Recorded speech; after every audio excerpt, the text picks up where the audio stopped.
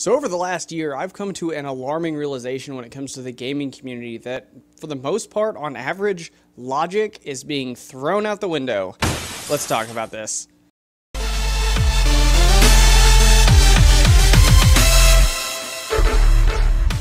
Hey everybody, what's going on? Brandon here, and today I'm going to do something a little bit different. This is mostly a reaction video, kind of talking about some of the things I've noticed over the last year, specifically with my channel, with some other channels as well.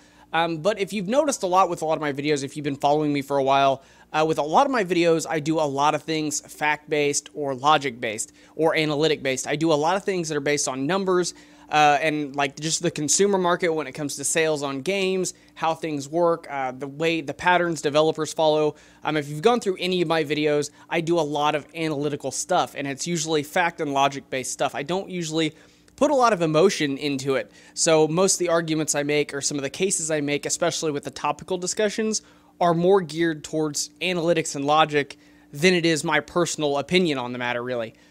But over the last year, with several of the videos, I've noticed the community being very split down the middle, and a lot of it being very just indecisive or illogical arguments.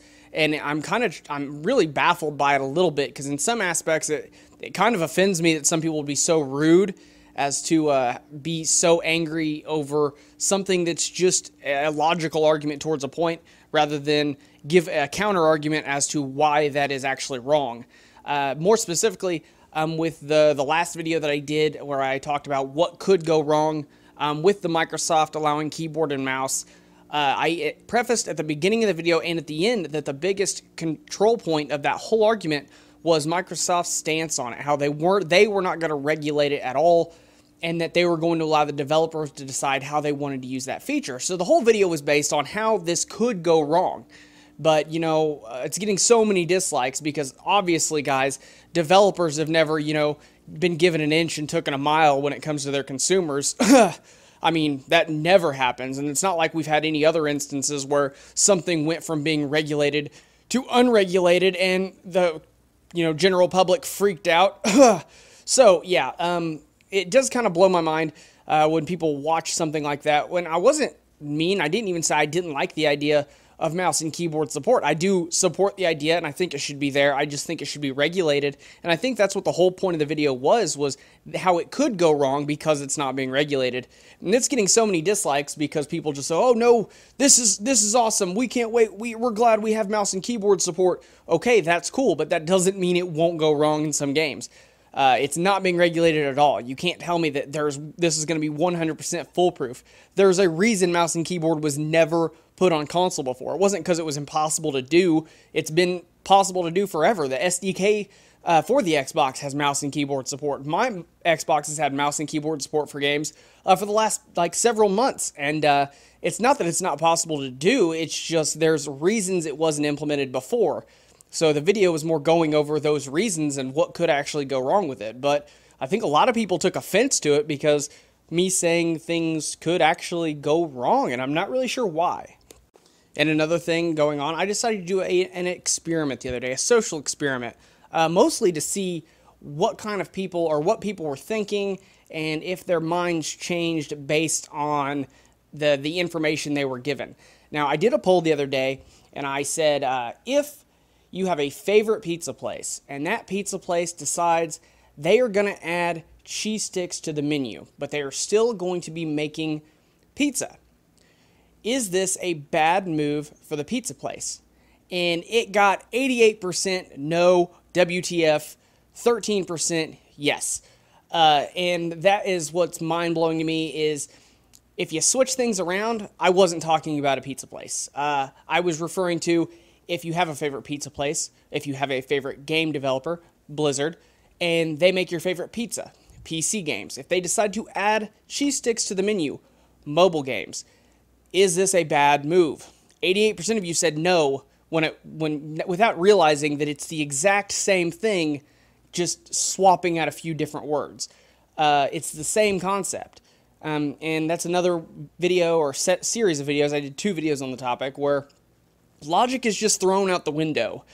And rather than anybody say, okay, well, this is why it's bad and actually give a viable argument, the biggest argument I had on that one was people saying, well, people paid money for BlizzCon and they didn't get a big Diablo announcement. Weeks before BlizzCon, Diablo, they posted on their site that they were not giving a big Diablo announcement at BlizzCon. They posted on the site saying, patience will be rewarded. You're not going to get a big announcement at BlizzCon. So there's the screenshot there on the screen for that Variety interview and the blog post. It was said they were not going to be giving you a big Diablo announcement. So the excuse of they were going to give us a big announcement, they ripped us off, they took our money, that's not correct at all. So people stop using that, stop spreading that around. That is not a logical argument. It is completely made up. It's fake. It's false. It's fake news. It's not real. So another instance where logic is just thrown out the window and people are angry to be angry rather than giving an actual good reason to be angry. So it's just one of those things where I'm going through these videos and I'm reading some of these comments and I'm going through and I'm trying to figure out why do these happen. And the big consensus is what ends up happening, especially long after a video is done of mine, I usually it ends up getting a lot more popular and a lot more well received. Same thing goes with the DayZ video that I did a while back when it first launched on Xbox. I said, it's not a bad concept, but the game, it came out in 2013. It's still in early access. They're still charging $40 for it.